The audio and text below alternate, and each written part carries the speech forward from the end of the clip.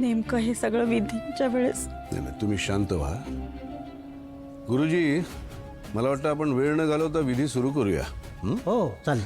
स्वराज, प्रीती, या. थांबा.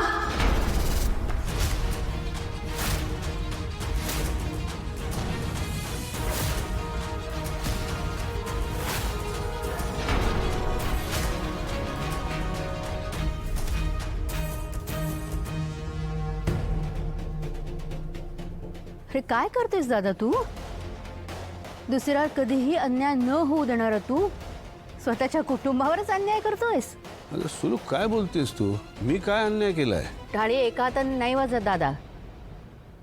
हा जो प्रकार घडलाय त्याला आपला दीप फक्त जबाबदार नाहीये. ह्यांना काही सांगायचं असतं ना तर शांतपणे सुद्धा सांगता आलं असतं त्यांना, पण त्यांनी तसं केलं का? नाही. तमाशा केलाय त्यांनी.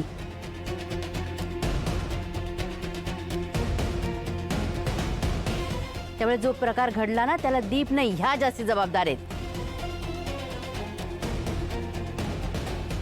शिक्षा म्हणून दीपला या कार्यक्रमातनं बाहेर काढलं असेल तर या बाईंना सुद्धा या कार्यक्रमातनं बाहेर काढलंच पाहिजे.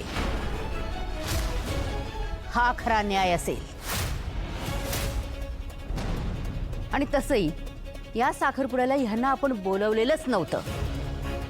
बिन बुलाए मेहमान हवेत कशाला इथे? अगं पण आपल्या घरी आलेल्या पाहुण्यांची हे असं. दादा, आलेल्या पाहुण्यांची नीटच वागते मी. आणि ह्यांना जर बाहेर काढायचं असतं मला घराच्या तर मी आधीच काढलं असतं, इतकं थांबलेच नसते.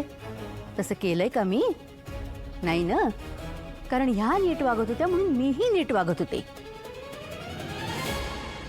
पण ह्यांचा इथे येण्याचा उद्देश जर चुकीचा असेल तर त्याला मात्र माझा आक्षेप आहे.